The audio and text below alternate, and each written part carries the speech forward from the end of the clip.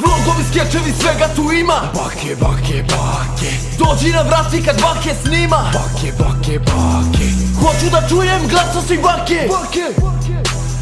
Nebitno ko si, dobro došao si, brate. Everything is difficult.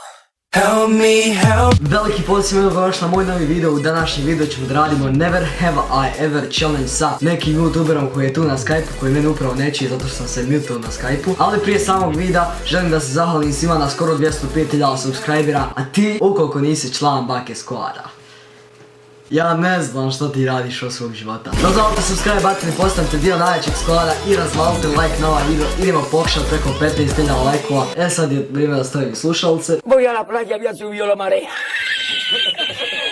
Sad je vrijeme da stavim slušalce. Uglavnom ljudi, radit ćemo Never Have I Ever kao što sam... Uglavnom ljudi, kao što sam na početku videa rekao, danas ćemo da radimo Never Have I Ever. Sad nam je tu Mirza, say hi to strongest family on YouTube. Free Fluff Flows Strongest Family. Ukoliko niste upoznati šta je Never Have I Ever, to je izazov u kojem odgovaram na pitanje sa jesam ili nisam. Uglavnom imamo tu neka pitanja, možda nešto novo saznate o nama. A ukoliko niste pretplaćeni na Mirzu, obavezno se pretplatite dole na njegov kanal, nekih 5.000 mu fali do 200.000. Da, ja samo želim da kažem da nemam pojma koja su pitanja, znači uopšte nespreman sam totalno. Ma nemam ni ja, ste sad ću i tek strašiti. Jel ozbiljno?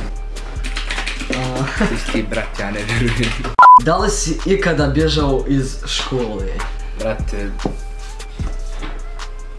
Ja sad ne vidim šta je on pokazao, ali ja vidim šta sam ja pokazao. Pa ja sam pokazao, jesam iskreno, ali ne preporučujem to ako baš nije ono da morate. Mislim ono, ako ćeš baš dobiti kečinu 100% onda pobjegneš, a ako nećeš nemojte bježati. Ja nisam zato što sam brate u osnovnoj školi. A dobro, u srednjoj ćeš bježati. Mislim da nema potrebe da se bježi. Nisam ja u osnovnoj bježao, ozbiljno. Da li si ikada zaspao tokom filma u kinu? Jesam brate, ja ovo moram ispričati. Znači 100% ja jesam isto. U Sarajevu, dobro se sjećam, bio je neki film ratni, nebitno, i otišao sam s rođakom navečer u 12 na termin, znači ono od 12 bio film. I brate, meni se spavalo ovako, ko jedan mene ufatilo spava, a najnapetiji dio filma, brate.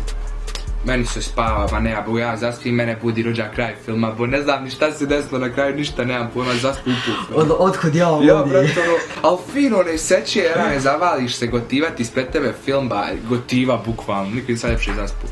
Ja sam zaspao kad sam bio treći razred, glavnom izlet je bio u Zencu, u kino.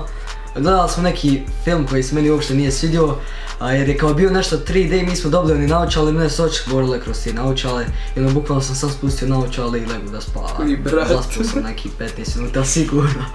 Da li si ikada dislajkovao video nekom od youtubera?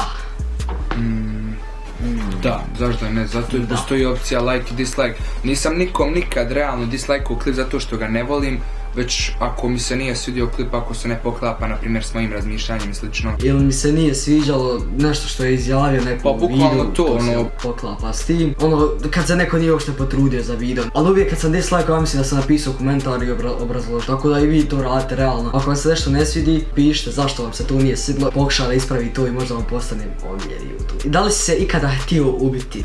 Ne, brate, niđe veze o tom ne bi nikad razmišljao. Ja sam osoba koja voli sebe jako, tako da... Šta god da mi se desi. Hashtag Mirza Narcis, hashtag Mirza Narcis. Mirza Narcis, brate, šta god da se desi. Ne bi, nema šanse. Također. Da li si ikada bio na skydiving, to je ono kao iskakanje iz aviona? Nažalost ne, međutim to mi je velika želja, iako mislim da bi me bilo strah, to jest ne mislim, sigurno bi me bilo strah, ali bi jako volio da odem i da probam jednostavno osjetim. Ja nažalost nisam, iz aviona skakao sam bungee jumping i skok iz aviona mi je najveća želja i to sam rekao ću ispuniti ove godine. Da li si ikada htio ubiti? Pa ne mislim bukvalno ubit, ali ono iz lejma dobro. Da te neko naljutio pa nešto, ali ja iskreno nisam.